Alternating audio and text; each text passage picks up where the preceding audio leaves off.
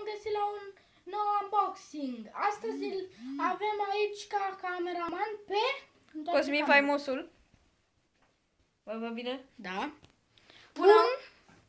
Haideți să vă prezentăm ce avem la unbox. La acest unboxing avem niște căști Seriox H900 MV Multimedia Headset, Headphones and Microphone. Da, sunt drăguțe, ambalajul e drăguț, așa cu multe culori. Aici nu scrie nimic important, aici la fel și aici scrie site-ul Seriox. Stai un pic să... Stai tu. Așa. Îl vedeți? Da. Și aici cam atât. Trecem la interior.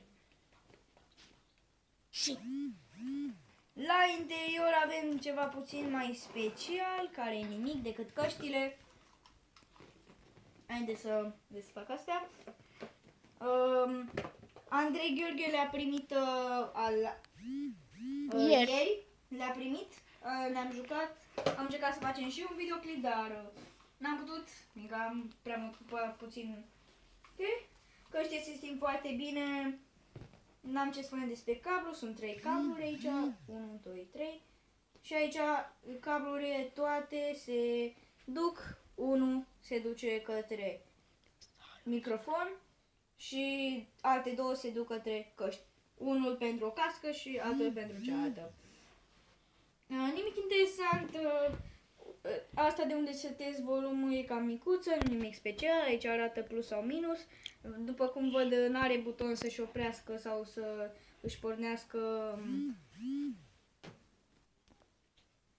Le găsiți pe EMAG dacă mai sunt în stoc. Și da, n-am ce spune despre ele, sunt bune și hai să vedem ce mai sunt în ele. În interior am văzut că era și o plăcuță pe care scria instrucțiuni, nu știu dacă Andrei o mai are.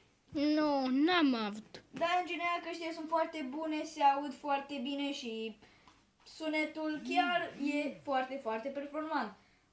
Căști de gaming confirmed. Ok, sper că v-a plăcut acest episod. Nu uitați să apăsați butonul de like și noi ne vedem ca fiecare dată, data viitoare. Pa, pa!